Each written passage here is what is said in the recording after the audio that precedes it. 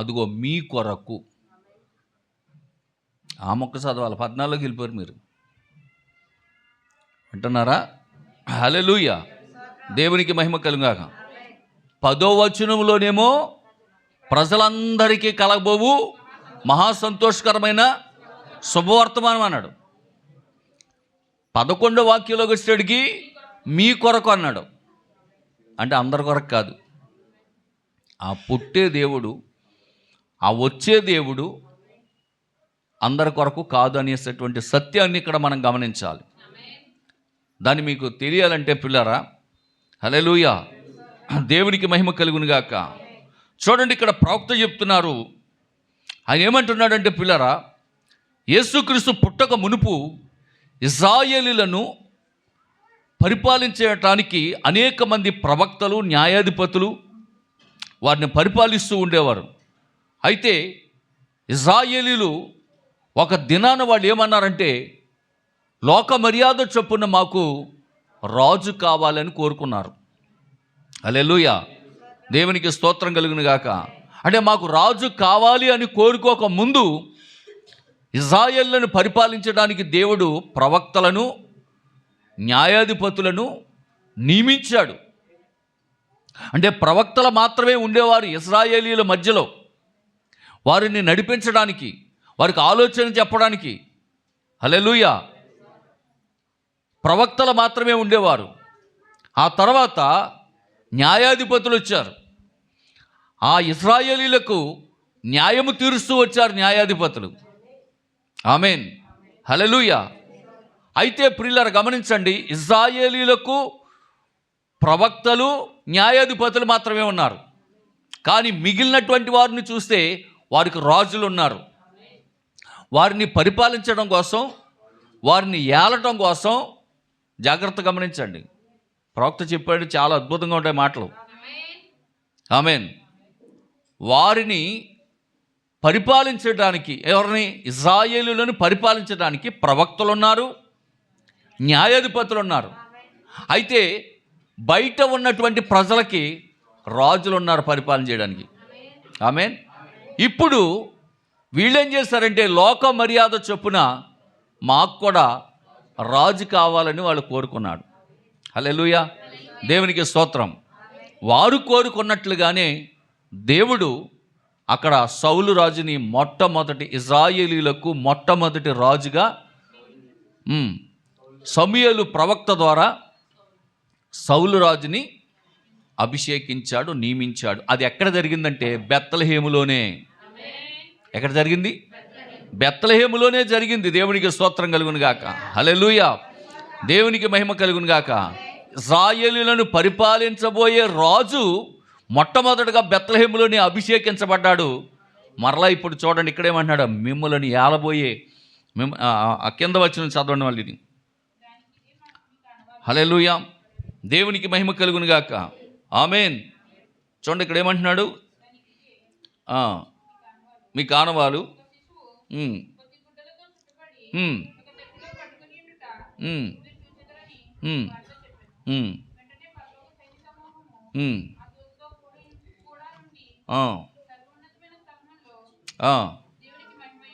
అది కాదు, మేకా గ్రంథంలోకి రండి. మేకా గ్రంథం 5వ అధ్యాయము 2వ వాక్యం తీసుకోండి.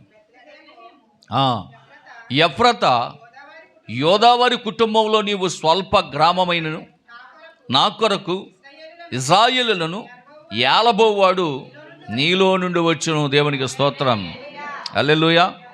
ఇప్పుడు యేసుక్రీస్తు ప్రభువారు ఏ గోత్రంలో నుంచి రావాలి, ఏ వంశములో నుంచి రావాలి, ఎక్కడ పుట్టాలి అనేటటువంటి విషయాలన్నీ కూడా బైబిల్ గ్రంథంలో స్పష్టంగా ఆయన గూర్చినటువంటి ప్రవచనాలు అన్నీ కూడా వ్రాయబడ్డాయి. హల్లెలూయా. ఆయనను గూర్చినటువంటి ప్రవచనాలు ఏ విధంగా వ్రాయబడ్డాయో ఆ విధంగా ఆయన వచ్చాడు. ఆమేన్, హల్లెలూయా. కనుక ఎంతమంది ప్రవక్తలు వారిని నడిపించినా, ఎంతమంది న్యాయాధిపతులు వారికి న్యాయము తీర్చినా, ఎంతమంది రాజులు వారిని పరిపాలించినా వారికి సంతోషము, సమాధానము లేదండి. ఎవరికి? ఇశ్రాయేలీయులకి. జాగ్రత్తగా గమనించండి, నేను చాలా సింపుల్గా చెప్తాను. హల్లెలూయా. ఇశ్రాయేలీయులను పరిపాలన చేయటానికి యేసుక్రీస్తు ప్రభు శరీరధారిగా భూమి మీదకి రాక మునుపు వారిని పరిపాలించడానికి ప్రవక్తలున్నారు, న్యాయాధిపతులున్నారు. వారు కోరుకున్న విధములుగానే రాజులను కూడా దేవుడు ఇచ్చాడు. ఎంతమంది ప్రవక్తలు నడిపించినా, ఎంతమంది న్యాయాధిపతులు న్యాయము తీర్చినా, ఎంతమంది రాజులు వారిని పరిపాలించినా వారి జీవితాల్లో ఏమి లేదు చెప్పండి? నెమ్మది లేదు, సమాధానం లేదు, సంతోషం లేదు. ఆమేన్, హల్లెలూయా. దేవునికి మహిమ కలుగును గాక. అందుకే పిల్లరా, యెషయా 9:6లో చెప్పబడినటువంటి మాట, యాలయనగా మనకు శిశువు పుట్టెను, మనకు కుమారుడు అనుగ్రహింపబడెను, ఆయన భుజం మీద రాజ్యభారం ఉంది ఆయన మీద. ఇశ్రాయేలీయులను పరిపాలించబోయేటటువంటి రాజు యేసుక్రీస్తు ప్రభు అయినాడు. ఆయన భుజముల మీద రాజ్యభారం ఉండెను. ఆమేన్, హల్లెలూయా. ఇక్కడ ప్రవక్త ఒక మాట చెప్పాడు, జాగ్రత్తగా ఉండండి. ఆయన మీద ఉందా భారం? రాజ్యభారం ఎవరి మీద ఉంది? ఎవరి మీద చెప్పండి? అది మన ప్రవక్త అక్కడే పట్టుకున్నాడు. ఆయన భుజముల మీద రాజ్యభారం ఉందంట. అంటే ఇక్కడ నుంచి ఇది క్రీస్తు అయితే, ఇక్కడి నుంచి ఇది సంఘం. ఇప్పుడు రాజ్యభారం ఎవరి మీద ఉందంటే ఆయన సంఘం మీద ఉంది. అందుకే ఆయన చేసినంతసేపు ఆయన రాజ్య పరిపాలన లేదా ఆ రాజ్య సువార్తను ఆయన ప్రకటించి ఆయన వెళ్ళిపోతూ ఆయన శిష్యులను పిలిచి రాజ్యభారము ఎవరికి అప్పచెప్పాడు? శిష్యులకు అప్పచెప్పాడు. మీరు సర్వలోకమునకు వెళ్ళండి, సర్వ సృష్టికి సువార్తను ప్రకటించండి అని. అందుకే ఆయన భారం ఎవరి మీద పెట్టాడంటే సంఘం మీద పెట్టాడు. ఆయన శిష్యుల మీదకి ఇచ్చాడు, అప్పగించాడు. కారణం ఏంటంటే ఆయన భుజముల మీద ఏముందంట? రాజ్యభారం ఉంది. దేవునికి స్తోత్రం, హల్లెలూయా. దేవునికి మహిమ కలుగును గాక. కనుక ప్రియమైనటువంటి దేవుని బిడ్డలారా, ఆయన ఇదిగో మీ కొరకు రక్షకుడు పుట్టి ఉన్నాడు. మీ కొరకు. అక్కడేమో ఫస్ట్లోనేమో 10వ వాక్యంలో ఏమన్నాడు? అందరికీ కలగబోవు మహాసంతోషకరమైన శుభవార్తమన్నాడు. అందరికీ అన్నాడు. కానీ కింద వాక్యం వచ్చేటట్టుగా అంటున్నాడు మీ కొరకు అంటున్నాడు. ఇక్కడ చాలా లాజిక్ ఉంటుంది, జాగ్రత్తగా మీరు గమనించాలి. మీ కొరకు అంటే ఎవరు వాళ్ళు అంటే అపోస్తలుల కార్యముల గ్రంథం 13వ అధ్యాయం 23వ వాక్యంలో ఉంటుంది. అపోస్తలుల కార్యముల గ్రంథం 13వ అధ్యాయం 23వ వాక్యంలో ఉంటుంది. అతని సంతానము నుండి దేవుడు తన వాగ్దానము చొప్పున ఇశ్రాయేలీయుల కొరకు రక్షకుడగు యేసును పుట్టించెను. అది ఎవరి కొరకంట? అది ఎవరి కోసం? ఇశ్రాయేలీయుల కొరకు. మీ కొరకు అని ఉంది అక్కడ. మీ కొరకు అంటే వాళ్ళు ఎవరంటే ఇశ్రాయేలీయులు. హల్లెలూయా. ఎవరండి వాళ్ళు? ఇశ్రాయేలీయులు. అదే సంతోషము, మహా సంతోషకరమైనటువంటి శుభవార్త ఎవరికంటే అందరికీ. ఆయన పుట్టాడు అనే వార్త అందరికీ వెళ్ళాలి, సర్వలోకానికి వెళ్ళాలి. హల్లెలూయా. ఆయన పుట్టాడు అన్న వార్త ప్రపంచమంతా తెలియాలి. కాబట్టి ఇలా సంవత్సరానికి ఒకసారి ఇలాంటి కార్యాలు పెట్టి వాళ్ళు ఏదో చేయనివ్వండి, పుట్టినరోజు చేసినా ఏది చేసినా మొత్తం మీద ఏమి వెళ్తుంది? సువార్త వెళ్ళట్లేదా? బ్యాందీ షాప్ కూడా స్టార్ ఇట్టారు. అరే ఏంద్రా స్టారు? యేసుబాబు పుట్టాడురా, తాగుబోతాడు కూడా తెలిసిపోతుంది. తెలియట్లేదా? సువార్త వెళ్ళిపోతుంది. నువ్వు బ్యాందీ షాప్ కూడా స్టార్ ఎందుకు ఇట్టారా? క్రైస్తవులే తాగుబోతాడు అంటే మిగిలిన ఎవరు తాగరా? దేవునికి స్తోత్రం. కిరాణా కొట్టు కూడా స్టార్ ఇట్టారు. ఏంటండి అంటే యేసుబాబు పుట్టాడు. వ్యాపారస్తులు అందరూ స్టార్లు పెట్టుకుంటున్నారు. కారణం ఏంటి? ఏదో రకంగా సువార్త వెళ్తుంది, వెళ్ళట్లేదా? హల్లెలూయా. దేవునికి మహిమ కలుగును గాక. కనుక ప్రియమైనటువంటి దేవుని బిడ్డలారా, సువార్త అనేది ఆ విధంగా ప్రచారం అవుతుంది. విచిత్రం ఏంటంటే ఏం చేస్తాం? బతుకాలగా అయిపోయింది. బార్ అసోసియేషను ఆయన ఎవరో లీడరా? బార్ అసోసియేషన్కి ఎవరో ప్రెసిడెంటు చెప్పండిలా నాక. బారు అసోసియేషన్ ప్రెసిడెంట్ గారి చేత క్రిస్మస్ కేక్ కట్ చేయించారు నరసాపురంలో మొన్నే. ఎంత సిగ్గు! అంటే బాగా తాగంటారనా? అసలు క్రిస్మస్లో బార్ అసోసియేషన్కి క్రిస్మస్కి ఏమైనా సంబంధం ఉందా? ఏంటండి ఇది? దేవునికి మహిమ కలుగును గాక. ఏం చేస్తున్నారో క్రైస్తవులు తెలియని పరిస్థితుల్లో చేస్తూ ఉన్నారు. ఆయన వచ్చింది ఎందుకు? ఈ సంవత్సరం ఒక 100 కేసులు బార్ షాపులు, వచ్చే సంవత్సరం 200 కేసులు అవ్వాలనా? ఆయన వచ్చింది దేని కొరకు చెప్తాను ఈ ఉదయకాల సమయంలో, జాగ్రత్తగా వినండి. హల్లెలూయా, దేవునికి మహిమ కలుగును గాక. వింటున్నారా పిల్లారా? ఆయన పుట్టింది ఎవరి కొరకంటే ఇశ్రాయేలీయుల కొరకని స్పష్టంగా వ్రాయబడి ఉంది. రోమాపత్రిక 9:4లో కూడా అద్భుతమైనటువంటి మాట ఉంటుంది, అది కూడా చదవండి. రోమాపత్రిక, వీరు ఇశ్రాయేలీయులు దత్తపుత్రత్వము, మహిమయు, నిబంధన, ధర్మశాస్త్ర ప్రధానము, అర్చనాచారాదులు, వాగ్దానాలు అన్నీ వాళ్ళే. వింటున్నారా? దత్తపుత్రత్వం, యేసుక్రీస్తు ప్రభు పుట్టినందుకు ఆయన్ని తండ్రిగా భావించే అధికారం వాళ్ళకుంది, మనకు లేదు. అబ్బా తండ్రి అని మొరపెట్టే అధికారము వాళ్ళకుంది,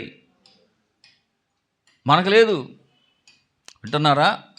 హల్లెలూయా, దేవునికి మహిమ కలుగును గాక. కానీ దత్తపుత్రత్వం వాళ్ళదే, మహిమ వాళ్ళదే, నిబంధన వాళ్ళదే, ధర్మశాస్త్ర ప్రధానములు వాళ్ళయే, అర్చనాచారాదులు వాళ్ళయే, వాగ్దానాలు కూడా వాళ్ళయే. పితరులు వీరివారు, శరీరమును బట్టి క్రీస్తు వీరిలో పుట్టెను, దేవునికి స్తోత్రం కలుగును గాక. హల్లెలూయా. కాబట్టి పిల్లరా, ఈరోజు అసలు యాక్చువల్గా మనకి క్రీస్తుకి మనకు సంబంధం లేని పరిస్థితి. కానీ ఎంత గొప్ప దేవుడో చూడండి, ఎంత కరుణ చూపించాడో చూడండి ఈరోజు మనందరి పైన. హల్లెలూయా, దేవునికి మహిమ కలుగును గాక, దేవునికి స్తోత్రం కలుగును గాక. వింటున్నారా పిల్లరా? కాబట్టి ఈ ఉదయకాల సమయంలో మీకు కొన్ని ప్రాముఖ్యమైనటువంటి విషయాలు నేను చెప్పి ముగిస్తాను. 12 అయిపోయింది కాబట్టి చాలా విషయాలు ఉన్నాయి, కానీ కొన్ని విషయాలే. రాత్రి చాలా అద్భుతంగా వాళ్ళు ఒక మాట అన్నారు, పాస్టర్ గారు అసలు ఎప్పుడు వినలేదు పాస్టర్ గారు మేము ఇలాగా ఈ మాటలు. కొన్ని సంవత్సరాలుగా మేము క్రిస్మస్ సందేశాలు వింటున్నాం, కొన్ని సంవత్సరాల నుంచి మేము క్రిస్మస్ పండగ చేస్తున్నాం, అసలు మేము ఈ విధంగా ఎప్పుడు వినలేదు ఈ సందేశం. మా వాళ్ళు చాలా ఆనందపడుతున్నారు, మీరు గట్టిగా అరిచేటప్పుడు మా వాళ్ళు భయపడిపోతున్నారని అంటున్నారు ఆయన. హల్లెలూయా, దేవునికి స్తోత్రం కలుగును గాక. కనుక పిల్లరా, అసలు దేవుడు మానవునిగా భూమి మీదకి ఎందుకు రావాల్సి వచ్చింది? దేవుడు మానవునిగా భూమి మీదకి ఎందుకు రావాల్సి వచ్చింది అనేటటువంటి సబ్జెక్ట్ మీద నేను మధ్యాహ్నకాల సమయంలో మాట్లాడతాను. అని చెప్పను, అదేంటయ్య గారు అలాగ అడుగుతున్నారు అనుకోవచ్చు. హల్లెలూయా, దేవునికి స్తోత్రం కలుగును గాక. వింటున్నారా పిల్లరా? జాగ్రత్తగా వినండి. హల్లెలూయా. ఆయన ఎందుకు వచ్చాడు అంటే రాసుకోండి.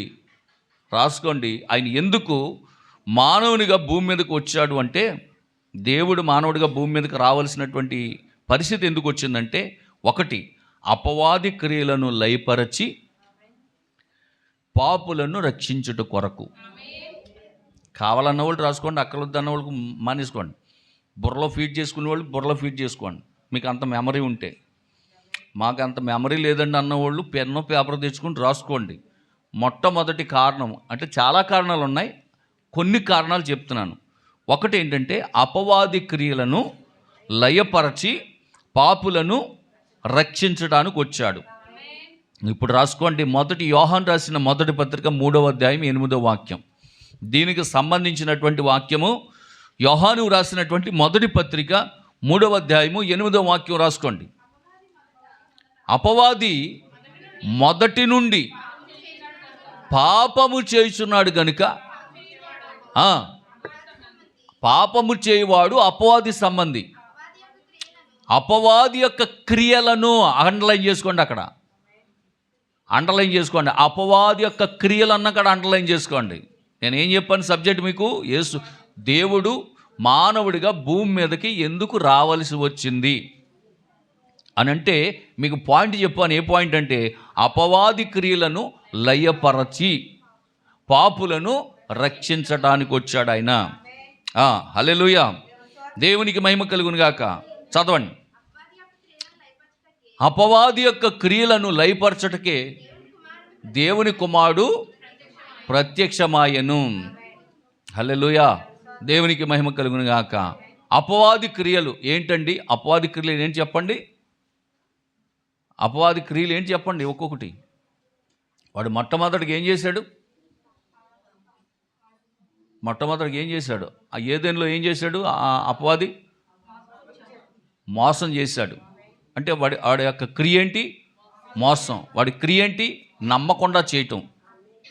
దేవుని వాక్యాన్ని నమ్మకుండా చేయటం, అవిశ్వాసం తీసుకురావటం వాడి యొక్క క్రియలు. హల్లెలూయా, దేవునికి మహిమ కలుగును గాక. అంతేకాదు, ఆ అపవాది అవ్వను మోసం చేసిన తర్వాత వాడి కుమారుని బయటికి తీసుకొచ్చి కయ్యనుగా భూమి మీద ఉంచాడు. మరి వాడొచ్చి చేసిందేంటి? హత్య. అంటే అపవాది యొక్క క్రియలు ఏంటి చెప్పండి? మోసం, హత్య, అసూయ, ఇలాంటి కార్యాలు అన్నమాట. దేవునికి స్తోత్రం, హల్లెలూయా, దేవునికి మహిమ కలుగును గాక. వింటున్నారు పిల్లరా? ఇక చెప్పుకోవాలంటే అపవాది యొక్క క్రియలు చాలా ఉన్నాయి. మద్యపానం కానివ్వండి, ధూమపానం కానివ్వండి, అవినీతి, అబద్ధం, అక్రమం, అన్యాయం, అసూయ, వ్యభిచారం, దొంగతనం, హత్య, ఆత్మహత్య, ఇలా చెప్పుకుంటూ పోతే అపవాది యొక్క క్రియలు చాలా ఉన్నాయి. ఆమేన్, హల్లెలూయా. వీటన్నిటినీ కూడా లయపరచి పాపులను రక్షించుటకు యేసుక్రీస్తు భూమి మీదకి వచ్చాడు అన్న సంగతి, వాస్తవాన్ని గుర్తించాలి. తిమోతికి రాసిన మొదటి పత్రిక 1వ అధ్యాయము 15వ వాక్యం. మొదటి తిమోతి పత్రిక 1వ అధ్యాయము 15వ వాక్యం. పాపులను రక్షించుట కొరకు క్రీస్తు యేసు లోకమునకు వచ్చెను. పుట్టెను అన్నమాట వాస్తవమే, కానీ ఇక్కడ వచ్చెను. ఎందుకు వచ్చాడని? పాపులను రక్షించాలంటే ముందు అపవాది యొక్క క్రియలను లయపరచాలి. అపవాది యొక్క క్రియలను లయపరిచి అప్పుడు పాపులను ఏం చేయాలి? రక్షించాలి. దేవునికి స్తోత్రం, హల్లెలూయా, దేవునికి మహిమ కలుగును గాక. మరి పాపులను రక్షించాలంటే మొన్న ఒక అతను అంటున్నాడు, పాపులు అంటే ఎవరో కాదురా, క్రైస్తవులే పాపులు. అందుకే ఆత్మను దేవా పాపిని నిన్ను ఆశ్రయించాను అంటారు వాళ్ళు. ఆడేవాడు రాధా మనోహరేనా?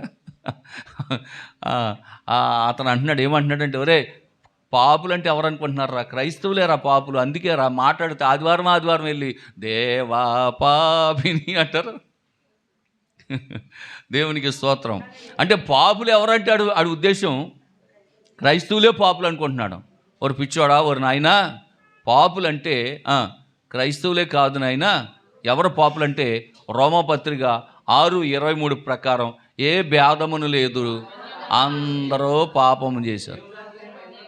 హల్లెలూయా, ఏ భేదమును లేదు, అందరూ పాపులే. తల్లి గర్భములో పిండముగా రూపించబడి బయటకు వచ్చిన ప్రతి ఒక్కడు కూడా పాపే. దేవునికి స్తోత్రం, హల్లెలూయా, దేవునికి మహిమ కలుగును గాక. కనుక ప్రియమైనటువంటి దేవుని బిడ్డలారా, ఇక్కడ అంటున్నాడు ఏ భేదము లేదు, అందరూ పాపం చేశారంట. ఆమేన్. మరి పాపం చేస్తే ఏంటి పాస్టర్ గారు అనొచ్చు. 6:23 అంటాడు, పాపం వలన వచ్చే జీతం అదనమాట. ఇంకా ప్రమోషన్ ఏంటంటే నరకం. నా మాటలు అర్థమవుతున్నాయి? పాపము వలన వచ్చే జీతం ఏమో మరణమైతే ప్రమోషన్ ఏంటంటే నరకం. హల్లెలూయా. కనుక ప్రియమైనటువంటి దేవుని బిడ్డలారా, చాలా జాగ్రత్తగా మీరు ఈ వాక్యాలు గమనించండి. ఏం చెప్తున్నాడు మీకు? దేవుడు మానవుడిగా భూమి మీదకి ఎందుకు రావాల్సి వచ్చాను? ఎందుకు అంటే ఒకటేం చెప్పండి. అపవాది క్రియలను లయపరచి పాపులను రక్షించడానికి దేవుడు మానవుడిగా భూమి మీదకి రావలసి వచ్చెను. రెండవది రాసుకోండి. సాతాను రాజ్యాన్ని కూల్చివేసి పరలోక రాజ్యాన్ని స్థాపించడానికి. రెండవది ఏంటి చెప్పండి? సాతాను రాజ్యాన్ని కూల్చివేసి పరలోక రాజ్యాన్ని స్థాపించడానికి వచ్చాడు. దేవునికి స్తోత్రం, హల్లెలూయా. దేవునికి మహిమ కలుగును గాక. వింటున్నారా పిల్లరా? కాబట్టి ఇక్కడ కొన్ని మాటలు మీకు జాగ్రత్తగా చెప్తాను, వినండి. హల్లెలూయా.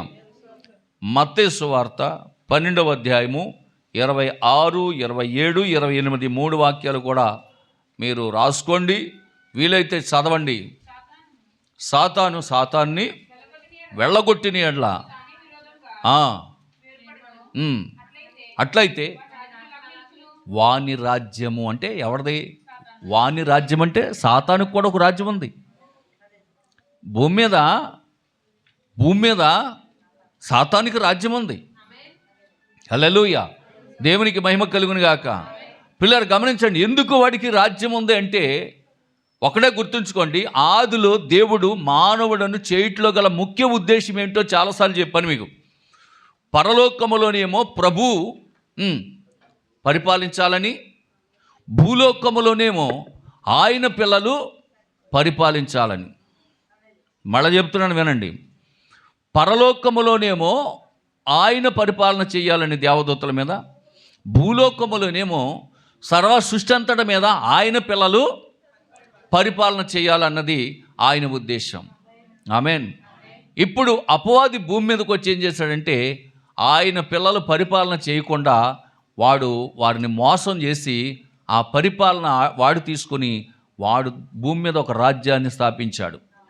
అందుకే భూమి మీద ఇప్పుడున్న రాజ్యం ఎవరిదంటే సాతానుది ఇప్పుడున్న రాజ్యం. అందుకే కదా యేసయ్యనోసారి ఆ అపవాది ఏం చేసింది? పాలకులు తీసుకెళ్ళిందా? మరి అలాగంటారేంటి? ఎత్తైన కొండ మీదకి తీసుకెళ్ళి ఏమన్నది? ఈ లోక రాజ్యాలన్నీ నీకు ఇచ్చేస్తాను సార్, నమస్తే సార్ అనండి. అంటే ప్రస్తుతం ఇప్పుడున్న రాజ్యాలన్నీ ఎవడేండి? సాతాని. ప్రస్తుతం ఇప్పుడు భూమి మీద ఉన్న రాజ్యాలన్నీ వాడియే.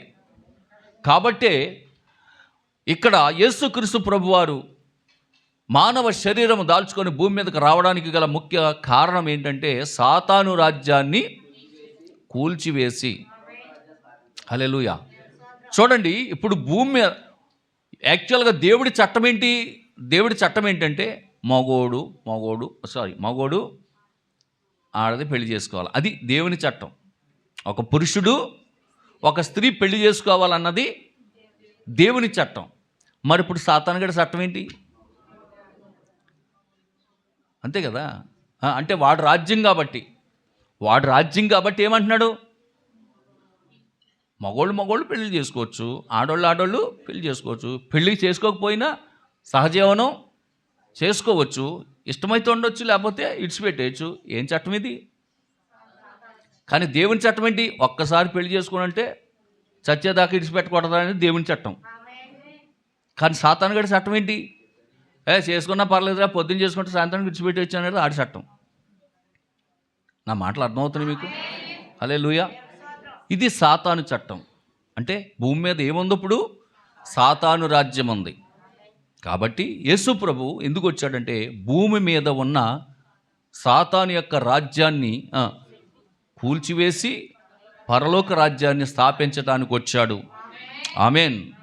చూడండి, లూకా సువార్త 4వ అధ్యాయం, ఇది 28 వరకు చదివారా? మరి చదవండి. సాతాను వెళ్ళగొట్టిన ఎడల వేరుపడి. అట్లయితే అదిగోండి చూడండి, అలా అయితే వాడు రాజ్యం ఎలా నిలుస్తుంది? జాగ్రత్త వినండి. వాడే చెడు అనేదాన్ని ఆడే తీసేసాడు అనుకోండి, ఇంకా వాడి రాజ్యం ఎలా ఉంటుంది?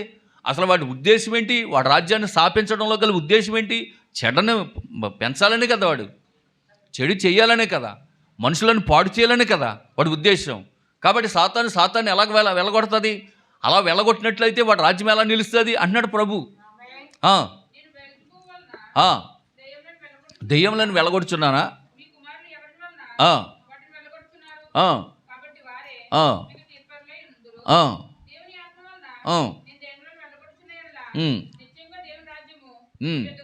అదిగో చూడండి, దేవుని రాజ్యము మీ యొద్దకు వచ్చి ఉన్నది. చూసారా, దెయ్యములను వెళ్ళగొట్టుచున్న ఎడ్ల. దెయ్యం వెళ్ళగొట్టారు అంటే అర్థం ఏంటి? ఆ దెయ్యం వాళ్ళలోకి ఏం తీసుకొచ్చింది? తాగరా పర్లేదు, ఏం కాదా, ఒక క్వార్టర్ ఎత్తి ఏం పోయింది, ఒక 2 పెగ్గలు ఎత్తి ఏం పోయింది, అయ్య బాబా ఎంత నువ్వు దేవుని నమ్ముకుంటే మాత్రం ఏమైపోయిందో, తాగితే తాగకూడదా అంటాడు. అంటే ఏంటది? సాతాను గారు తీసుకొస్తాడు. హల్లెలూయా, దేవునికి మహిమ కలుగును గాక. ఇంకేమంటున్నాడు? 28 అయిపోయిందా?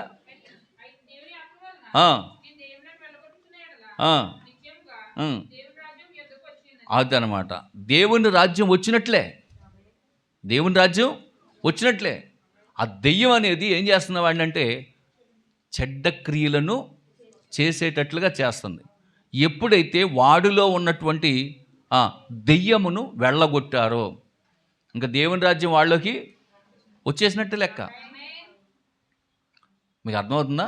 నేను దేవుని ఆత్మతో వాడిలో ఉన్న దెయ్యాన్ని వెళ్ళగొట్టినప్పుడు ఇక వాడు చెడు జోలికి వెళ్ళడు, చెడ్డ క్రియలు చెయ్యడు. కాబట్టి దేవుని రాజ్యం ఆల్రెడీ వచ్చేసినట్టే, వాడి రాజ్యం పోయినట్టే. అప్పుడు దాకా వాడికి ఇష్టం వచ్చినట్లుగా ప్రవర్తించేవాడు, అప్పుడు దాకా వాడికి ఇష్టం వచ్చినట్లుగా తాగేవాడు, తిరిగేవాడు. ఆమేన్. ఇప్పుడు వాడి రాజ్యం ఏమైపోయింది? పోయిందా లేదా? అప్పుడు వరకు ఆ దెయ్యం పట్టినటువంటి వ్యక్తి ఏం చేశాడు? అక్కడక్కడ సమాధిలోకి వెళ్ళి పడుకునేవాడంట. వాడికి ఎక్కడ నిద్ర పట్టేది కదండి. ఇంటికాడ వాళ్ళ నాన్న డబల్ కాట్ బెడ్ కొని అంటే ఏసీ పెట్టించి చక్కగా లైటింగ్ పెట్టించి మంచి ఫ్యాన్లు వేసి మంచి బెడ్రూమ్ కట్టిస్తే ఆడికి ఎక్కడ నిద్ర ఆడతలేదంట. ఎక్కడ నిద్ర ఆడుతుంది? ఆడికి సమాధుల్లోకి వెళ్ళిపోతున్నాడు. ఏమండి, మంచి అందమైనటువంటి బట్టలు పండగలు నాన్న కొంటుంటే బెజ్జలు ఎట్టేసుకుంటున్నాడంట. ప్యాంట్లకే బెజ్జలు ఎట్టేసుకుంటున్నాడంట. ఈ చిరిగిపోయిన ప్యాంట్లు వేసుకున్న వాళ్ళు ఎవరో దెయ్యాలు పట్టుకునేవాళ్ళు. మరి అలా చూస్తారండి, నిజమే, ఎలకోలం కాదు. మరి ఆడి చింపేసుకునేవాడంట. మంచి బట్టలు కొంటాడు నాన్న, పండగకల్ నాన్న మంచి బట్టలు కొంటే బ్లేడ్ ఎట్టుకెళ్ళి ఈ బెజ్జలు ఎట్టేసుకున్నాడు. ఏంటరా అంటే మరి అంతే, ఆడికి అదే బెజ్జలు ఎట్టుకుంటే వాడికి ఇష్టం. ఇప్పుడు ఈ జీన్ ప్యాంట్లకు బెజ్జలు ఎట్టుకునే వాళ్ళు అందరూ ఎవరు? ఆయన ఫ్యామిలీ. దేవునికి స్తోత్రం కలిగింది కాదు. ఈ యూట్యూబ్లో లైవ్లో చూస్తున్న ఫ్రీలరా ఏమనుకోకుండా అయినా మిమ్మల్ని ఏమంటలేదు. నేను దేవుని స్తోత్రం, కావాలంటే నా మాట దేవుని మాటగా భావించి ఆ బెజ్జాల ప్యాంట్లో కొనుక్కోవడం మానేయండి క్రైస్తవులారా. దేవునికి స్తోత్రం కలుగును గాక. హల్లెలూయా, దేవునికి మహిమ కలుగును గాక. కనుక ప్రియమైనటువంటి దేవుని బిడ్డలారా, వాడు ఆ బట్టలు వేసుకుంటుంటే సింపేస్తాడు అంటాడు. వాడికి చక్కడే మంచి బెడ్రూము కట్టితే వద్దు అంటున్నాడంట. ఆ సమాధి మీద పడుకుంటున్నాడంటే వెళ్ళాడు. ఏంటండి అది? సాతాను రాజ్యం అనమాట అది. ఆమేన్, హల్లెలూయా, దేవునికి మహిమ కలుగును గాక. కనుక ప్రియమైనటువంటి దేవుని బిడ్డలారా, మరి ఇలాంటి రాజ్యము కూల్చివేసి దేవుడు తన రాజ్యాన్ని స్థాపించడానికి ఆయన వచ్చాడు. చూడండి, మత్తయి సువార్త 4:17 మత్తయి సువార్త 4:17. అప్పటి నుండి యేసు పరలోక రాజ్యము సమీపించుచున్నది గనుక మారు మనసు పొందుడని చెప్పుచు ప్రకటింప మొదలుపెట్టాను. మారు మనసు పొందండి, పరలోక రాజ్యం సమీపిస్తుంది అని చెప్పి అక్కడ ప్రభు ఏం చేశాడండి? దేని కొరకు ప్రకటించడం మొదలుపెట్టాడు? మారు మనసు పొంది అది పరలోక రాజ్యం సమీపిస్తుంది. మారు మనసు పొందాలి అంటే అప్పుడే నీకు పరలోక రాజ్యం వస్తుంది, అప్పుడే నీకు సాతాను రాజ్యం కూలిపోద్ది. మారు మనసు పొందాడు, అప్పుడు దాకా తాగివాడు మానేస్తాడు, అప్పుడు దాకా సినిమాలు చూసేవాడు మారు మనసు పొందాడు, అటు రాజ్యం కూలిపోయినట్టే. ఇప్పుడు దేవుని రాజ్యం ఎక్కడో లేదంటాడు. చూడండి, లూకాసు వార్త 17:20-21 చదవండి త్వరగా. లూకాసు వార్త 17:20-21. దేవుని రాజ్యం ఎప్పుడు వస్తుంది అని ఆ పరిసయ్యులు ఆ ప్రభువుని అడిగినప్పుడు ఆయన దేవుని రాజ్యం ప్రత్యేకంగా రాదురా నాయనా, ఇదిగో దేవుని రాజ్యం మీ మధ్య ఉన్నది. దేవుని రాజ్యం మీ మధ్య ఉన్నది. చుట్ట తాగడం మానేస్తే దేవుని రాజ్యం మీ దగ్గరే ఉన్నది. విన్నారా? క్వార్టర్ ఐటమ్ మానేస్తే, సినిమాకి వెళ్ళడం మానేస్తే దేవుని రాజ్యం మన మధ్యలోనే ఉన్నది. నువ్వు సినిమాకి వెళ్తున్నావంటే, సుడ తాగుతున్నావంటే, వ్యభిచారం చేస్తున్నావంటే, దొంగతనం చేస్తున్నావంటే, అబద్ధాలు ఆడుతున్నావంటే, మోసం చేస్తున్నావంటే, దగాగా ఉన్నావంటే, అసూయతో ఉన్నావంటే, కక్షతో ఉన్నావంటే, భేదాలు ఉన్నాయంటే నీ దగ్గర దేవుని రాజ్యం లేదనే. దేవుని రాజ్యం ప్రత్యేకంగా రాదురని అయినా మీ మధ్య ఉంది దేవుని రాజ్యం. అందుకే మన ప్రవక్త అన్నాడు, ఒక చిన్న పరలోక వాతావరణం అనేది మీ కుటుంబంలో చూసుకోవాలి. ముందు చిన్న పరలోక వాతావరణం అంటే కుటుంబంలో రావాలంట. లేకపోతే దేవుని రాజ్యం లేనట్టే, దేవుడు ఆ ఇంట్లో లేనట్టే. ఖచ్చితంగా చెప్తున్నాను, దేవుని రాజ్యం ఆ ఇంట్లో లేదు, దేవుని ఆత్మ ఇంట్లో లేదు.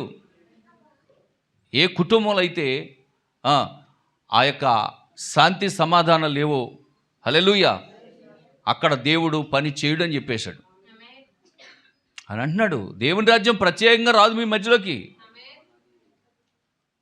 మీ మధ్యలోనే దేవుని రాజ్యం ఉంది. ఆమేన్. ఇంకేమంటున్నాడు? ఇదిగో అదిగో ఎక్కడుంది అక్కడుందని ఒకవేళ అంటారేమో. ఎక్కడికి వెళ్ళక్కర్లేదు. మీరు గనక నిజంగా దేవుని పిల్లలైతే, దేవుని పిల్లలుగా దేవుని గుణలక్షణాలు కలిగి మీరు జీవిస్తే దేవుని రాజ్యం మీ మధ్యలోనే ఉంటుంది. ప్రత్యేకించి దేవుని రాజ్యం ఎక్కడో లేదు. మీరు గనక మంచిగా జీవిస్తే దేవుని రాజ్యం మీ మధ్య ఉందంటున్నాడు. హల్లెలూయా, దేవునికి మహిమ కలుగును గాక. కనుక పిల్లరా, సాతాను రాజ్యాన్ని కూల్చివేసి పరలోక రాజ్యాన్ని స్థాపించడానికే యేసుక్రీస్తు ప్రభువారు మానవుడిగా ఈ భూమి మీదకి వచ్చారు. మూడవది చెప్తున్నాను వినండి. ధర్మశాస్త్రము కింద ఉన్న వారిని విడిపించి కృపను అనుగ్రహించడానికి ఆయన వచ్చాడు. మూడవ అంశం ఏంటి చెప్పండి? ధర్మశాస్త్రము కింద ఉన్న వారిని విడిపించి కృపను అనుగ్రహించడానికి దేవుడు వచ్చాడు. గలతీయులకు రాసిన పత్రిక 3వ అధ్యాయము 23, 24 వాక్యాలు చదవండి త్వరగా. గలతీ 3, 23, 24. విశ్వాసము వెల్లడి కాక మునుపు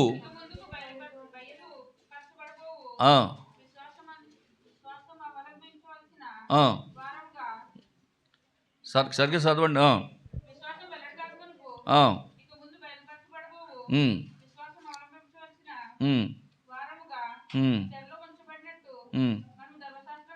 అది ధర్మశాస్త్రమునకు లోబడిన వారమైతిమి.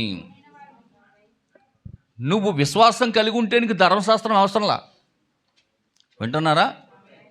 కృప చాలు నీకు. కృపను నమ్మితే చాలు. నువ్వు కృపను నమ్మకపోతే నువ్వు ఇంకా ధర్మశాస్త్రం కింద ఉన్నట్టే లెక్క. దేవుడిచ్చిన రక్షణను నువ్వు నమ్మకపోతే ధర్మశాస్త్రం కింద ఉన్నట్టే లెక్క.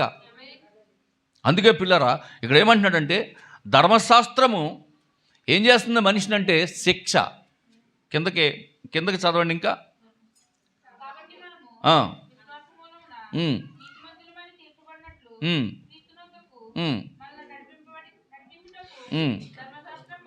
ధర్మశాస్త్రం మనకు బాల శిక్షకుడాయను.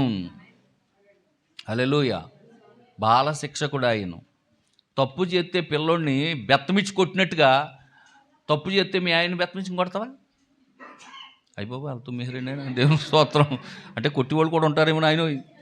దేవునికి స్తోత్రం. హల్లెలూయా. నా మాట అర్థమైందా? ధర్మశాస్త్రం అంటే దేవుడు మానవుడికి ఇచ్చిన ధర్మశాస్త్రం ఎలాంటిదంట? బాలశిక్ష లాంటిది.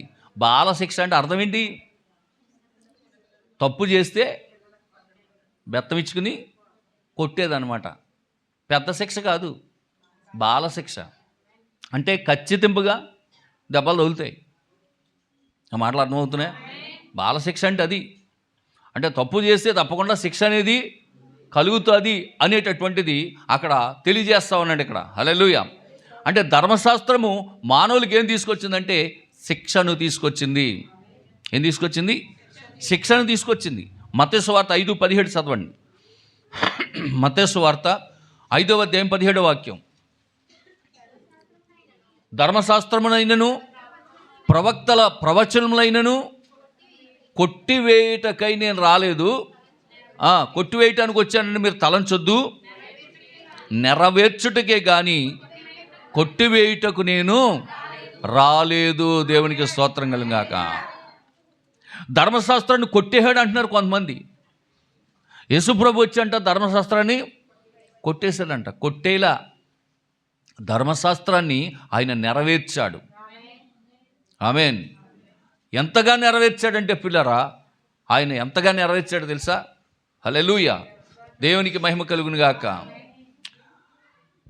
పాత నిబంధనలో ఒక వ్యక్తిని హత్య చేస్తే అది పాపం అన్నాడు. హత్య చేస్తే అది పాపం, అది నేరం అన్నాడు, చంపితేని. కానీ కొత్త నిబంధనలోకి వచ్చేవాడికి ఏమన్నాడు తెలుసా? ఏమన్నాడు చెప్పాలి? వ్యర్థుడా, వ్యర్థుడా, వాడు పెచ్చోడా, లేకపోతే ఏదో తిడితే చాలంట.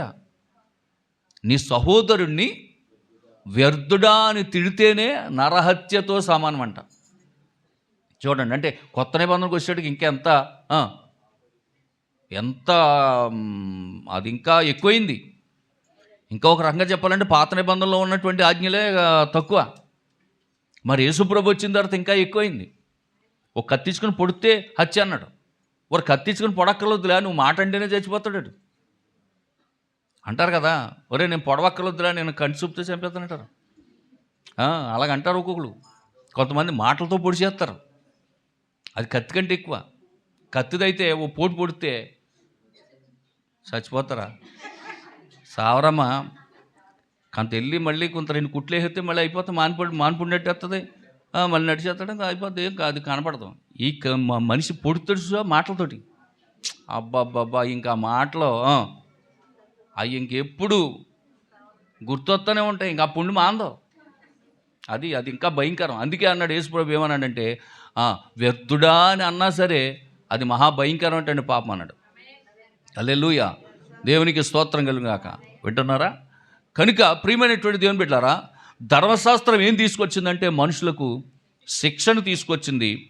అయితే ప్రభు వచ్చి ఏం చేశాడంటే ధర్మశాస్త్రమును కొట్టివేయలేదు, కానీ నెరవేర్చడానికి వచ్చాడు. ఆయన ధర్మశాస్త్రాన్ని నెరవేర్చడానికి వచ్చాడు. ప్రవక్తల యొక్క వచనములు కొట్టివేయటానికి రాలా, నెరవేర్చడానికి వచ్చాడు. హల్లెలూయా. ప్రవక్తలు ప్రవచించారు. మీకా ప్రవచించాడు.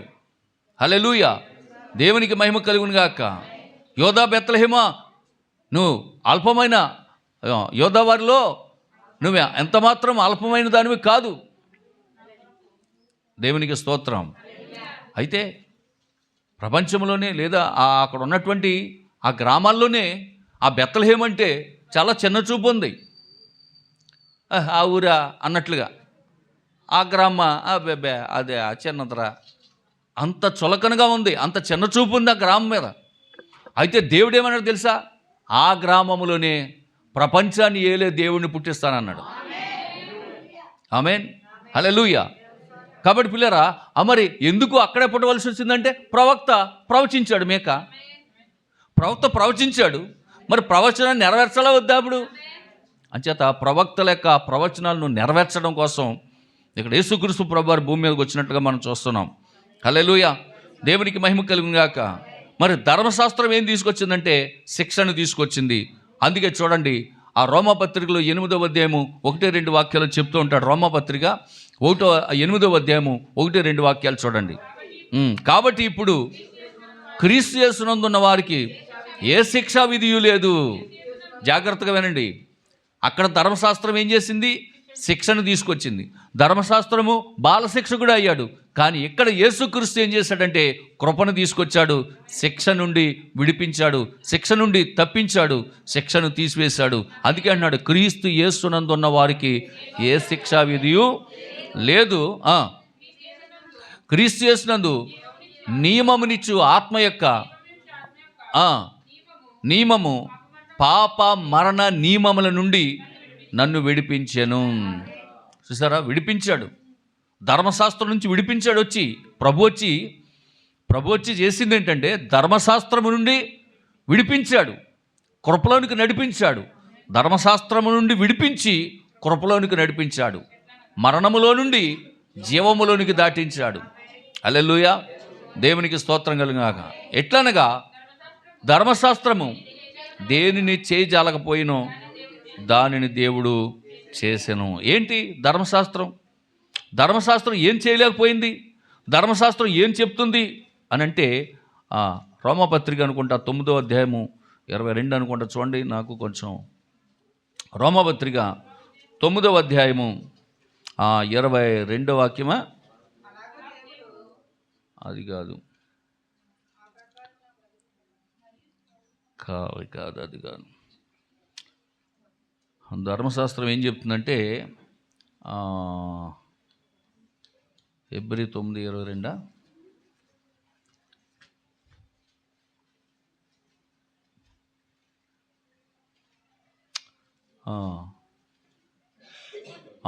ఫిబ్రవరి 9:22 ఫిబ్రవరి 9:22 మరియు ధర్మశాస్త్ర ప్రకారము సమస్త వస్తువు రక్తము చేత శుద్ధి చేయబడిననియు రక్తము చిందింపకుండా పాప క్షమాపణ కలగదని సామాన్యంగా చెప్పొచ్చు. దేవునికి స్తోత్రం.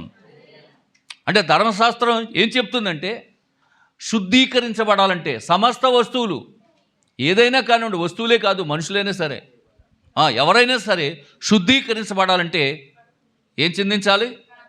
సర్వపాప పరిహారం కోసం రక్త ప్రోక్షణం అవశ్యమది. సర్వపాప పరిహారం కోసం రక్త ప్రోక్షణం అవశ్యమని మనుషులలో ఎవ్వరూ బలికి పనికి రారని పరమాత్ముడే బలి అయి తిరిగి లేవాలని ఆర్య ఋషులు పలికిన వేద సత్యం యేసులోనే నెరవేరెనుగా. సర్వపాప పరిహరో రక్త ప్రోక్షణమవశ్యం తద్రక్తం పరమాత్మేనా పుణ్యదాన బలియాగం. ఆర్య ఋషులు పలికిన వేద సత్యం యేసులోనే నెరవేరెనుగా. యేసే బలి అయిన పరమాత్మ శిరము మీద ముళ్ళ సాక్షిగా కాచిన కన్నీళ్ళ సాక్షిగా, శిరము మీద ముళ్ళ సాక్షిగా కాచిన కన్నీళ్ళ సాక్షిగా, పొందిన గాయాల సాక్షిగా చిందిన రుధిరంబు సాక్షిగా, పొందిన గాయాల సాక్షిగా చిందిన రుధిరంబు సాక్షిగా. యేసు నిన్ను పిలుచుచున్నాడు, నీ కొరకే నిలచియున్నాడు.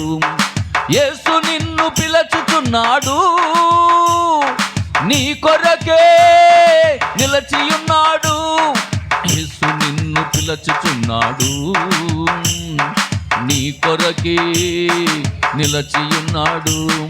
మహాదేవుడే ఇలకే తెంచి యజ్ఞ పశువుగా వద పొందాలని, మహాదేవుడే ఇలకే తెంచి యజ్ఞ పశువుగా వద పొందాలని, కాళ్ళలోన చేతులలో 3 మేకులుండాలని, శిరము పైన 7 ముళ్ళు గాయాలు పొందాలని బ్రాహ్మణాలు పలికిన వేద సత్యం యేసులోనే నెరవేరెనుగా. చత్వార సుజ్ఞత్రయో హస్య పాదాద్వి హస్తాసు హస్య త్రిదాబద్ధో వృషభోరురవీధి మహోదేవో మత్యాం ఆవివేశ ఇది. బ్రాహ్మణాలు పలికిన దేవోక్తి క్రీస్తులోనే నెరవేరెనుగా. యేసే మరణించి లేచిన యజ్ఞ పురుషుడుగా, శిరము మీద ముళ్ళ సాక్షిగా కాచిన కన్నీళ్ళ సాక్షిగా, శిరము మీద ముళ్ళ సాక్షిగా కాచిన కన్నీళ్ళ సాక్షిగా, పొందిన గాయాల సాక్షిగా, చిందిన రుధిరంబు సాక్షిగా, పొందిన గాయాల సాక్షిగా, చిందిన రుధిరంబు సాక్షిగా, యేసు నిన్ను పిలుచుచున్నాడు, నీ కొరకే నిలచి ఉన్నాడు. యేసు నిన్ను పిలుచుచున్నాడు, నీ కొరకే నిలచి ఉన్నాడు. యేసు నిన్ను పిలుచుచున్నాడు, నీ కొరకే నిలచి ఉన్నాడు. హల్లెలూయా. ధర్మశాస్త్ర ప్రకారము సమస్త వస్తువులను రక్తము చేత శుద్ధి చేయబడిననియు, రక్తము చిందింపకుండా పాప క్షమాపణ కలుగదు. ఆమేన్. హల్లెలూయా. పిల్లలు గమనించండి, దేవుడు మానవుడిగా కన్య గర్భమున యేసుక్రీస్తుగా రాకముందు 3 సార్లు భూమి మీదకి మానవుడిగా వచ్చాడని గత వారంలో మీకు చెప్పాను. అవునా? 3 సార్లు యేసుక్రీస్తు ప్రభువారు కన్య గర్భములో చిన్ని బాలుడిగా జన్మించక ముందే పాత నిబంధనలో అబ్రహాము దగ్గరికి మనుష్యుడిగా వచ్చాడా?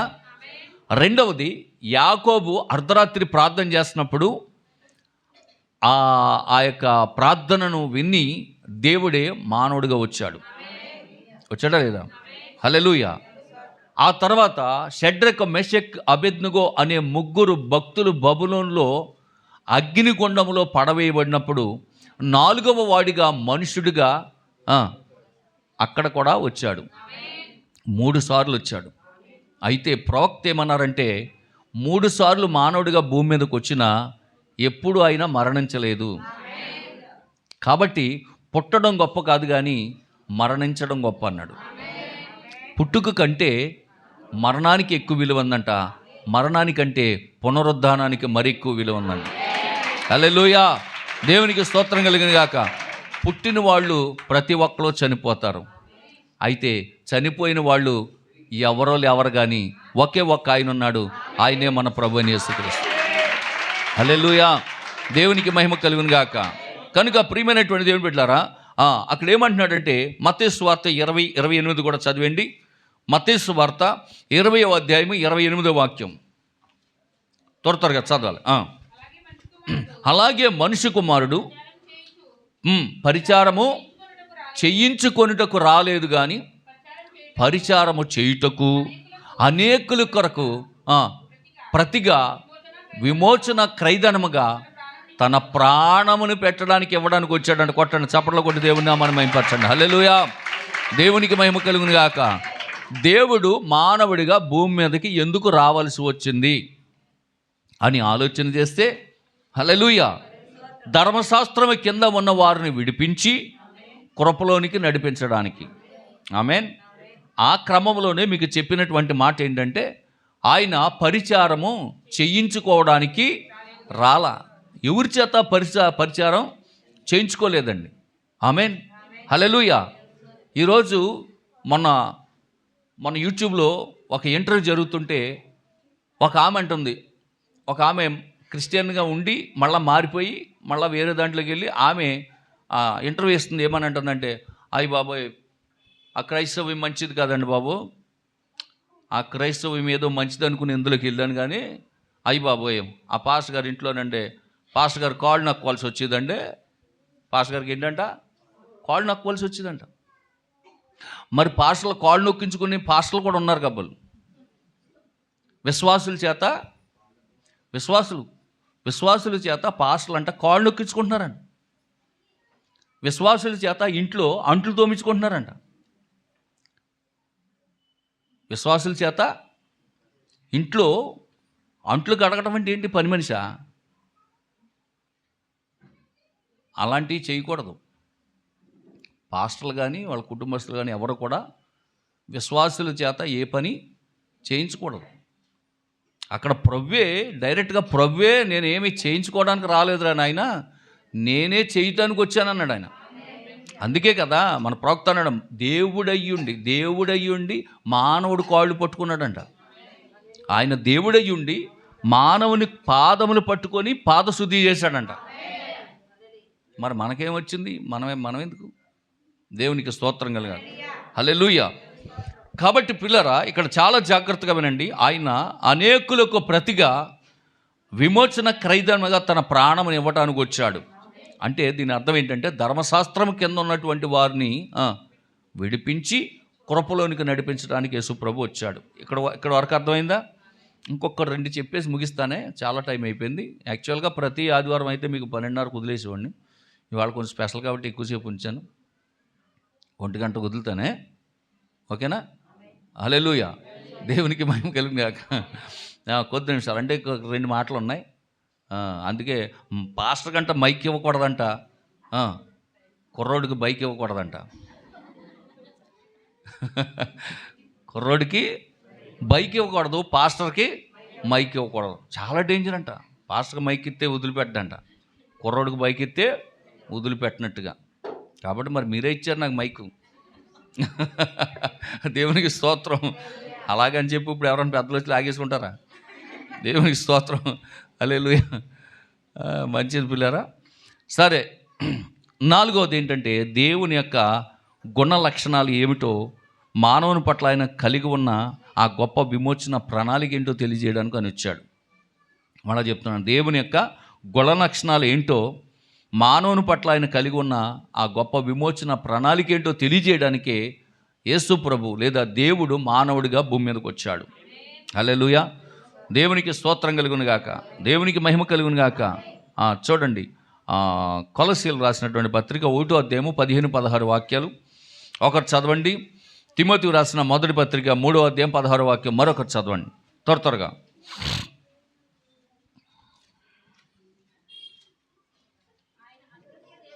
ఆయన అదృశ్య దేవుని స్వరూపి అయి సర్వ సృష్టికి ఆది సంభూతుడై ఉన్నాడు. ఆకాశమందున్నవి, భూమి అందున్నవి, దృశ్యమైనవి కానీ అదృశ్యమైనవి కానీ, అవి సింహాసనములైనను, ప్రభుత్వములైనను, ప్రధానులైనను, అధికారులైనను, సర్వము ఆయన యందు సృజించబడను. సర్వము ఆయన ద్వారా, ఆయనను బట్టి సృజించబడను.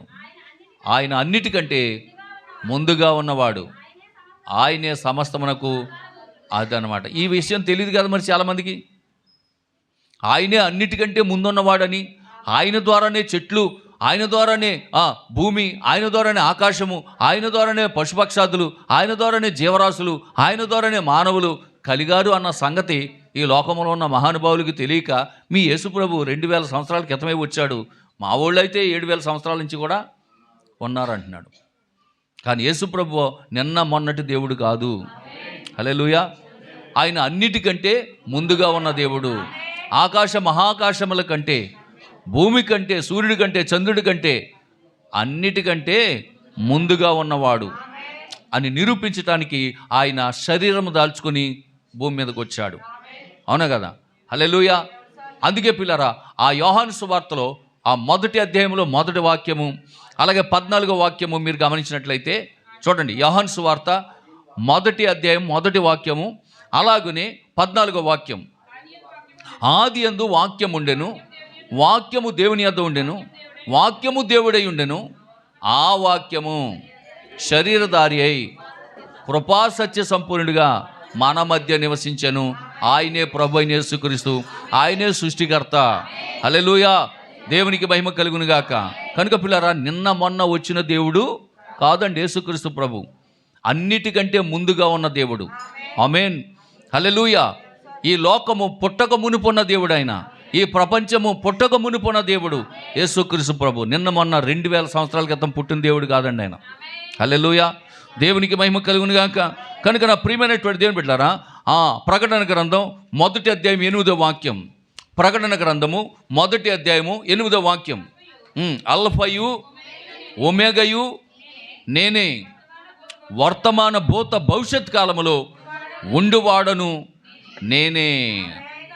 వర్తమాన భూత భవిష్యత్ కాలం అంటే గతంలో పూర్వం ఉన్నవాడు ఆయనే, ప్రస్తుతం ఉన్నవాడు ఆయనే, తర్వాత ఉండబోవాడు ఆయనే.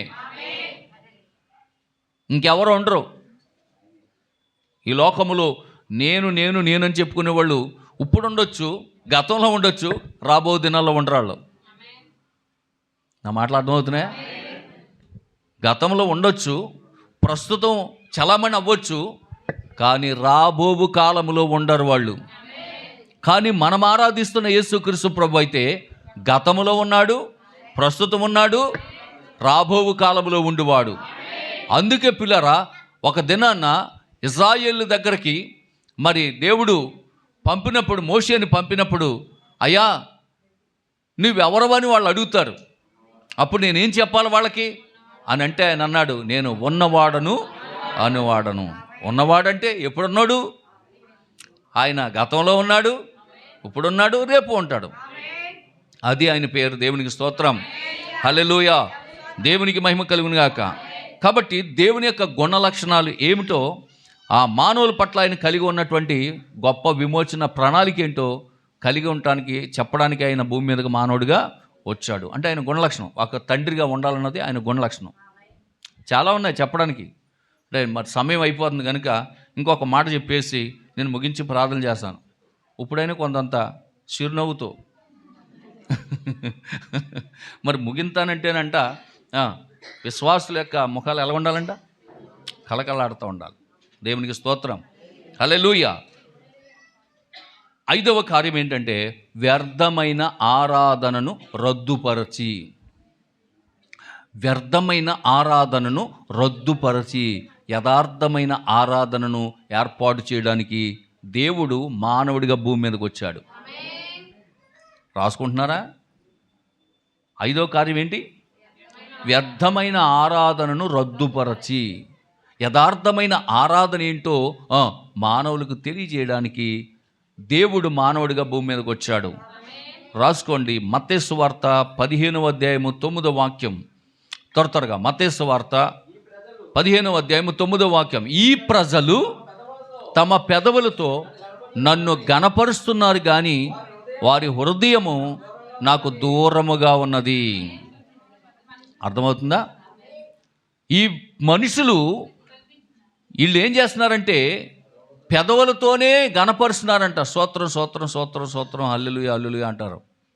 అంటున్నారా? హల్లెలూయా. కానీ వారి హృదయం ఎలా ఉందంటే దూరంగా ఉందంట. హృదయం ఏమో దూరంగా ఉందంట.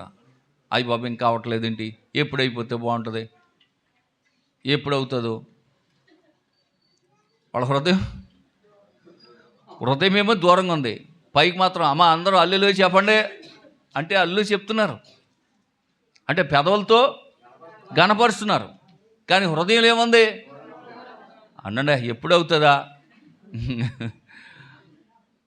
దేవునికి స్తోత్రం. ఇంకేమంటున్నాడమ్మా? మనుషులు కల్పించిన పద్ధతులు దైవోపదేశములను బోధించుచు నన్ను వారు వ్యర్థముగా ఆరాధిస్తూ ఉన్నారు. ఏం చేస్తున్నారమ్మా? అందుకే మన ప్రవక్త ఏమన్నాడంటే, మీరు క్రిస్మస్ని వ్యర్థముగా ఆరాధించొద్దు, క్రిస్మస్ పండుగ వ్యర్థంగా చేసుకోవద్దు, అర్థవంతమైన క్రిస్మస్ చేయండి. ఆమేన్. యథార్థంగా దేవుణ్ణి ఆరాధించండి. క్రిస్మస్ అనేది పిల్లలు గమనించండి, ఇక్కడ క్రిస్మస్లో ట్రీ అనేది లేదండి. క్రిస్మస్ ట్రీ అనేది బైబిల్లో లేదు, కానీ మనుషులు ఏం చేశారు? పెట్టుకొచ్చి పెట్టారు. క్రిస్మస్ ట్రీ అనేది బైబిల్ గ్రంథంలో లేదు, కానీ మనుషులు కల్పించి క్రిస్మస్ ట్రీ పెట్టారు. క్రిస్మస్ తాత శాంతక్లాస్, క్రిస్మస్ తాత అనే వ్యక్తి బైబిల్లో లేడండి, కానీ మనుషులు తాతను తీసుకొచ్చారు. క్రిస్మస్ కేక్ బైబిల్లో లేదండి, కానీ మనుషులు క్రిస్మస్ కేక్ని తీసుకొచ్చారు. దేవునికి స్తోత్రం, హల్లెలూయా. దేవునికి మహిమ కలుగును గాక. క్రిస్మస్ ట్రీ మనుషులే తీసుకొచ్చారు, క్రిస్మస్ తాతని, క్రిస్మస్ కేక్ని, క్రిస్మస్ డ్యాన్సుల్ని. అల్లరితో కూడిన ఆటపాటలు దేవునికి అయిష్టమని చెప్తే వీళ్ళు ఏం చేస్తున్నారు? అవే డ్యాన్సులు వేస్తున్నారు. హల్లెలూయా. కాబట్టి నా ప్రియమైనటువంటి దేవుని బిడ్డలారా, ఇవే మనుషులు వ్యర్థంగా ఆరాధిస్తున్నారు. దేవుడి పేరు చెప్పుకొని మనుషులు ఏం చేస్తున్నారండి? వ్యర్థంగా ఆరాధిస్తున్నారు. వీళ్ళకి డ్యాన్స్లు వేయాలనే ఒక విపరీతమైనటువంటి కోరిక. మరి వేయనివారు, బయట వేయనివారు కదా. నా మాటలు అర్థమవుతున్నాయి మీకు? వీళ్ళకి డ్యాన్స్లు వేయాలనే కోరిక. ఆ కోరిక బయట తీర్చుకోవడానికి ఉండదు. ఈ క్రిస్మస్ లాంటి సందర్భం వచ్చినప్పుడు డ్యాన్సులు నేర్చుకుని ఏం చేస్తారు? వాళ్ళ టాలెంట్ ఉపయోగించుకుంటారు, వాళ్ళ కోరికను నెరవేర్చుకుంటారు. ఇది మనుషులు కల్పించిన పద్ధతులు. పైగా వాటిని ఏమంటున్నారు? దైవోపదేశములు. అయ్యా క్రిస్మస్ పండగ, సెమీ క్రిస్మస్, ఏంటయ్యి గ్రాండ్ క్రిస్మస్. మొన్న ఏదో కొత్తగా వచ్చిందేమో క్రిస్మసా, మీరు చూడలేదా అమ్మా? మొన్న నేను చూశానమ్మా, టైట్లా కొత్తగా ఉంది క్రిస్మస్ పేరు. ఒకవేళ మళ్ళీ నాకు దొరికితే నేను రాసుకుంటాను ఈసారి. మర్చిపోయినా ఏంటది? పాస్టర్స్ ఫ్యామిలీ క్రిస్మస్ కాదు అది, ఒక కొత్తగా అనిపించింది నాకు. అది యూట్యూబ్లో వచ్చింది మొన్న, క్రిస్మస్ జరిగింది. మళ్ళీ ఈసారి ఎప్పుడైనా వస్తే రాసుకుంటాను, నేను మర్చిపోయాను. హల్లెలూయా. కాబట్టి మనుషులు ఏం చేస్తున్నారంటే పిల్లరా, దేవుణ్ణి వ్యర్థముగా ఆరాధిస్తున్నారు. అది మంచిది కాదంటున్నాడు. కాబట్టే ఆ సమరయ స్త్రీ కూడా వచ్చి ఒక మాట చెప్పింది. చూడండి 4వ అధ్యాయం యోహాను సువార్త 4వ అధ్యాయం 23-24 వాక్యాలు చదివేండి త్వరగా, నేను ముగించి ప్రార్థన చేస్తాను. అయితే యథార్థముగా ఆరాధించువారు ఆత్మతో సత్యముతో. దానికి ముందు ఆ సమరయ స్త్రీ అడుగుతుందన్నమాట, అయ్యా మా పితరులు ఆ పర్వతం మీద ఆరాధిస్తున్నారయ్యా, మరి ఆరాధించవలసినటువంటి ఒక స్థలం ఉన్నది కదా. సొలొమోను గారు యెరూషలేములో బంగారు దేవాలయం కట్టించాడు కదా, అసలు ఆరాధించవలసినటువంటి స్థలం అదే కదా, అక్కడికి వెళ్ళి ఆరాధించాలి కదా. మా ఊళ్ళు ఏంటంటే బాబు కొండల మీదకి వెళ్ళిపోయి ఆరాధిస్తున్నారు, ఇది తప్పు కదా అని సమరయ స్త్రీ ప్రభువుని అడిగితే ప్రభు అంటారు, అమ్మా నువ్వు చెప్పింది కరెక్టే, మీ పితరులు పర్వతాల మీద ఆరాధించారు ఒకప్పుడు. మరి పర్వతాల మీద కదా. ఇప్పుడు హన్నా ఎక్కడికి వెళ్ళింది? పర్వతం మీద కదా. దేవుణ్ణి ఆరాధన చేయడానికి హన్నా ఎక్కడికి వెళ్ళింది? పర్వతం మీదకే కదా. మరి ఇస్సాకుని బలి ఇవ్వడానికి ఎక్కడికి తీసుకెళ్ళాడు? పర్వతం మీదకే కదా. అంటే మన పితరులు అందరూ కూడా పర్వతాల మీద ఆరాధించారు, కరెక్టే. మీ పితరులు ఆరాధించేది తప్పు కాదు. మరి నువ్వు చెప్పినట్టుగానే యెరూషలేము వెళ్ళి ఆరాధించాలన్నది తప్పు కాదు. అది కరెక్టే, ఇది కరెక్టే. అయితే అది కాదు, ఇది కాదు. ఒక కాలం రాబోతుంది, ఆ కాలమందు పర్వతాల మీద అయినను యెరూషలేములైనను తండ్రిని ఆరాధించరు. నా మాట నమ్మమ్మా. హల్లెలూయా. అయితే యథార్థముగా ఆరాధించే వాళ్ళు ఆత్మతోనూ సత్యముతోనూ ఆరాధించాలి. ఆ కాలం ఇదిగో ఇప్పుడే వచ్చింది అంటున్నాడు. సత్యముతో ఆరాధించాలంట. సత్యముతో. ఏంటి ఆ సత్యం? యోహాను సువార్త 17:17 నీ వాక్యమే సత్యము. నువ్వు ఆరాధన చేయాలంటే వాక్యమే. నీ పండగలో క్రిస్మస్ పండగలో 4 గంటల మీటింగ్ అండి. అది క్రిస్మస్ పండగ ఎంత? 4 గంటల మీటింగ్ అండి. 4 గంటల మీటింగ్లో సత్యము ఎంత? అరగంట. సత్యం ఏంటి? వాక్యం. 4 గంటల సమయంలో 4 గంటల ఆరాధనలో సత్యానికి టైం ఎంత? అరగంట సత్యానికి టైం. మిగిలిన 3:30 గంటలు సాలువాలు, సన్మానాలు, డ్యాన్స్లు ఇయ్యండి. మరి ఏది యథార్థంగా ఆరాధించడం అంటేని? దేవుడు ఏం చెప్తున్నాడు? నువ్వు చేసే ప్రతి కార్యాలన్నిటిలో ప్రథమ స్థానం దేవుడికి ఇవ్వాలి. హల్లెలూయా. కానీ ఇస్తున్నావా? నీ క్రిస్మస్ చేసుకుంటున్నావు, పండుగలో ఏముంది నీకు? ప్రభు ఉన్నాడా? లేడు. వాక్యం లేకపోతే ప్రభు ఏముంటాడు? కాబట్టి ప్రభు ఉండాలి అక్కడ. దేవునికి స్తోత్రం. హల్లెలూయా. యోహాను సువార్త 18:38 చదివేండి, ముగించి ప్రార్థన చేస్తాను. ఇంకా చాలా ఉన్నాయి. నువ్వు రాజువా అని అడుగ్గా,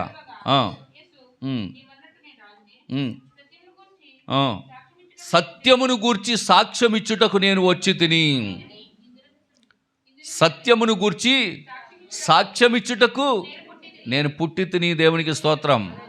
వింటున్నారు పిల్లరా? సత్యమును గూర్చి, వాక్యమును గూర్చి.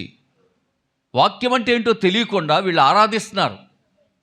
ఎలా ఆరాధించాలో, సత్యం అంటే ఏంటో చెప్పడానికి నేను వచ్చానన్న. దేవునికి స్తోత్రం. హల్లెలూయా. దేవునికి మహిమ కలుగును గాక. నిజమే పిల్లరా, సత్యం తెలియక ఈ లోకంలో చాలామంది నిజంగా దేవుడి గురించి తెలియక మరి యేసుక్రీస్తు ప్రభువారు పుట్టక మునుపు 800 సంవత్సరాల క్రితం మన భారతదేశంలో ఉన్నటువంటి ముని మహర్షులు సత్యాన్వేషకులుగా ఉండి హిమాలయ పర్వతాల మీదకి వెళ్ళిపోయి అక్కడ దేవుడు ఎవరు, సృష్టికర్త ఎవరు, ఈ సృష్టిని సృష్టించినటువంటి ఆ గొప్ప దేవుడు ఎవరో తెలుసుకోవాలని హిమాలయ పర్వతాల మీదకి వెళ్ళిపోయి తల్లకిందులుగా తపస్సు చేశారు. కానీ వాళ్ళకి ఆ సృష్టికర్త ఎవరో బయలుపరచబడలేదు, తెలియలేదు. ఆఖరికి కొండ మీద నుంచి, హిమాలయ పర్వతం నుంచి భూమి మీదకి దిగొచ్చేసి అక్కడ కూడా భజనలు మొదలుపెట్టారు. అయ్యో మానవావతారం ఎత్తవయ్యా జగన్నాథము, విశ్వమంతా చెడిపోయింది జగన్నాథం అని చెప్పి చెక్క భజనలు కూడా చేశారు. అయినను వాళ్ళకి సత్యము బయలుపరచబడలేదు. ఆఖరికి చచ్చిపోయే ముందు సత్యాన్ని తెలియజేశారు. ఏంటంటే అసతోమ సద్గమయ తమసోమ జ్యోతిర్గమయ మృత్యోర్మ అమృతంగమయ ఓం శాంతి శాంతి శాంతి శాంతి అని ఒక శ్లోకం రాసేసి చచ్చిపోయారు వాళ్ళు. కానీ ఈరోజు ఆ సర్వసత్యమేంటో మనకు అర్థమైంది. ఆ జీవం కలిగిన దేవుడు ఎవరో మనం తెలుసుకున్నాం. ఆ తెలుసుకునే అదృష్టం మనకు తెలిసింది. అందుకే అంటున్నాడు, ప్రజలందరికీ కలగబోవు మహా సంతోషకరమైనటువంటి శుభవర్తమానం ఏంటంటే, ఇదిగో లోకరక్షకుడు మీ కొరకు పుట్టి ఉన్నాడు. ఎవరి కొరకంటే ఎందరైతే ఆయనను అంగీకరించారో వారికి మాత్రమే ఆయన లోకరక్షకుడు. మిగిలిన వాళ్ళకి ఎవరికి కాదండి. అందరి కొరకు రాలేదండి యేసుప్రభు వారు. కానీ బైబిల్ చెప్తుంది యేసుక్రీస్తు అందరికీ ప్రభు అని. ఆ అందరు ఎవరంటే ఎందరు అంగీకరిస్తే ఆ వారందరూ. దాని అర్థం అది. నా మాటలు అర్థమవుతుంది మీకు? మరి యేసుక్రీస్తు అందరికీ ప్రభు అన్నారు కదా అయ్యగారు అని అంటే అర్థం ఏంటనుకుంటున్నావు? ఎందరూ అంగీకరించారు వాళ్ళందరికీ. అందుకే యోహాను మా సువార్తలో మొదటి అధ్యాయంలో అదే అంటాడు కదా, 9-8 వాక్యాలు ఉంటుంది. తన్ను ఎందరూ అంగీకరించారో వారందరికీ. యేసుక్రీస్తు అందరికీ ప్రభు అంటే అర్థం ఏంటి? ప్రపంచంలో ఉన్న మనుషులందరికీ యేసుప్రభు దేవుడు కాదు. తనను ఎందరూ అంగీకరించారో వారందరికీ. హల్లెలూయా. ప్రజలందరికీ కలగబోవు సంతోషకరమైన వార్త. ఎవరందరికీ? ఆయనను అంగీకరించిన వారందరికీ సంతోషకరం. అంటే ప్రపంచంలో ఉన్న వాళ్ళందరికీ సంతోషం కాదండి. హల్లెలూయా. దేవునికి మహిమ కలుగుగాక. చూడండి, మనకున్న పండగల్లో కొన్ని పండగలు కొన్ని దేశాలకు మాత్రమే పరిమితం. కొన్ని పండగలు కొన్ని దేశాలకే పరిమితం. హల్లెలూయా. కానీ క్రిస్మస్ అనే పండగ ప్రపంచవ్యాప్తంగా చేసుకునేది. ప్రతి దేశంలోనూ జరుపుకుంటారు ఈ పండగ. దేవునికి మహిమ కలుగాక. కనుక నా ప్రియమైన దేవుని పిల్లారా, పండగ చేసుకోవడం తప్పు అని చెప్పడం కాదు, కానీ పండగలో దండగ ఉండకూడదు. పండగలో క్రీస్తు ఉండాలి. హల్లెలూయా.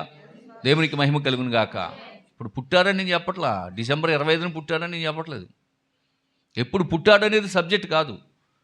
ఆయన పుట్టాడు అన్నది వాస్తవం, మరణించారన్నది వాస్తవం, ఆయన తిరిగి లేచారన్నది వాస్తవం. వాదనలో మనకు అనవసరం. వాదనలు పెట్టుకోవద్దు. సత్యాన్ని ప్రకటించండి, వాక్యాన్ని ప్రకటించండి చాలు. దేవునికి స్తోత్రం. ప్రార్థన చేసుకుందాం. తల్ల వంచండి. అందరూ కూడా లేచి నిలబండి. మీరు వెళ్ళేటప్పుడు కొంచెం మీకు అక్కడ పులిహోర ఏర్పాటు చేసాం, పలహారం ఉంది, తీసుకొని వెళ్ళండి. అలాగే కేక్ కూడా తెచ్చాను. రాత్రి మీకు వస్తా బాలిపల్లి నుంచి వస్తా వీరవాసం లాగి కొంచెం కేక్ కూడా తీసుకొచ్చాను. పిల్లలకి తిని వెళ్ళండి చక్కగా. దేవునికి అందరికీ, పిల్లలు అందరికీ ఉంటుందిలే, పిల్లలకే కాదు అందరికీ తినండి. దేవునికి స్తోత్రం. హల్లెలూయా. దేవునికి మహిమ కలుగును గాక. వచ్చే ఆదివారం లార్డ్ సప్పర్ ఉంది. ప్రేమిందు జాషువా గారు ఏర్పాటు చేశారు. పాలకొల్లు నుంచి వస్తున్నారు జాషువా గారు. పరిమళ జేఎస్ కూల్ డ్రింక్ షాప్ వాళ్ళు ఏర్పాటు చేశారు. కనుక ఆ కుటుంబం కొరకు కూడా ప్రార్థన చేయండి. హల్లెలూయా. దేవునికి మహిమ కలుగును గాక. చుట్టబడిన దేవుని గానికి వచ్చా మీకు ఎవరికైనా పడతావా? రాదు. దేవునికి స్తోత్రం. హల్లెలూయా. సరే, మంచిది. అందరూ కూడా లేచి నిలబడి ప్రభువుని కనపడతాం. హల్లెలూయా, హల్లెలూయా, హల్లెలూయా, హల్లెలూయా, హల్లెలూయా.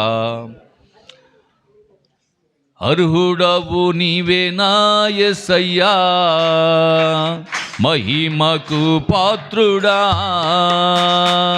అర్హుడవు నీవేనా యేసయ్యా, మహిమకు పాత్రుడా. ఆశ్చర్యకరుడా, ఆలోచనకర్త, ఆశ్చర్యకరుడా, ఆలోచనకర్త, బలవంతుడగు దేవానిచ్చుడగు తండ్రి, బలవంతుడగు దేవా నిత్యుడగు తండ్రి, అర్హుడవు నీవేనా యేసయ్యా, మహిమకు పాత్రుడా, అర్హుడవు నీవేనా యేసయ్యా, మహిమకు పాత్రుడా. సెరాపులచే కెరూబులచే కొనియాడబడుచు ఉన్నవాడా, సెరాబులచే కెరూబులచే కొనియాడబడుచు ఉన్నవాడా, దూతగణ సుతులన్నిటిపైన ఆసీనుడైన నా యేసయ్యా, దూతగణ సుతులన్నిటిపైన ఆసీనుడైన నా యేసయ్యా. పాడదాం. ఆశ్చర్యకరుడా, ఆలోచనకర్త, ఆశ్చర్యకరుడా, ఆలోచనకర్త, బలవంతుడగు దేవా నిత్యుడగు తండ్రి, బలవంతుడగు దేవా నిత్యుడగు తండ్రి, అర్హుడవు